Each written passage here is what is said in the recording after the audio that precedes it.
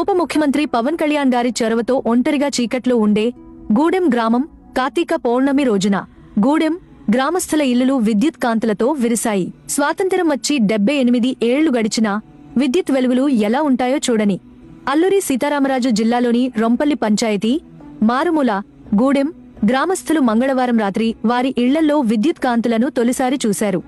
ఈ గ్రామంలో 18 గిరిజన కుటుంబాలు నివాసముంటున్నాయి. ఇప్పటివరకు కాగడాల వెలుతురులోనే వీరు జీవనం సాగిస్తున్నారు. పవన్ కళ్యాణ్ గారి ఆదేశాలతో దట్టమైన అడవులు మరియు కొండల ద్వారా 9.6 కిలోమీటర్ల విద్యుత్ లైన్లు వేశారు. 17 గిరిజన ఇళ్లకు విద్యుదీకరణ చేయడానికి 217 స్తంభాలు ఏర్పాటు చేశారు. ప్రతి ఇంటికి 5 లైట్లు మరియు ఒక ఫ్యాన్ అందజేశారు. కేంద్ర మరియు రాష్ట్ర సహకారంతో 80 లక్షలతో ఈ ప్రాజెక్టు చేశారు. గత నెల 11న విద్యుత్ శాఖ ఏసీజీఎన్ ప్రసాద్, డీఈపీ వేణుగోపాల్, డీఏ ఆనంద్ మురళి ఈ గ్రామాన్ని సందర్శించారు. గూడెం గ్రామానికి విద్యుత్ లైన్ వేసేందుకు విద్యుత్ శాఖ ఒక యజ్ఞమే చేసింది. విద్యుత్ స్తంభాల రవాణా, పాతడం వంటి పనులు అత్యంత క్లిష్ట పరిస్థితుల మధ్య 15 రోజుల్లోనే పనులు విజయవంతంగా పూర్తి చేశారు. పీఎం జన్మన్ పథకం కింద 10.22 లక్షలతో సోలార్ వన విద్యుత్తో కూడిన హైబ్రిడ్ విద్యుత్ ఉత్పత్తి కేంద్రాన్ని ఏర్పాటు చేశారు.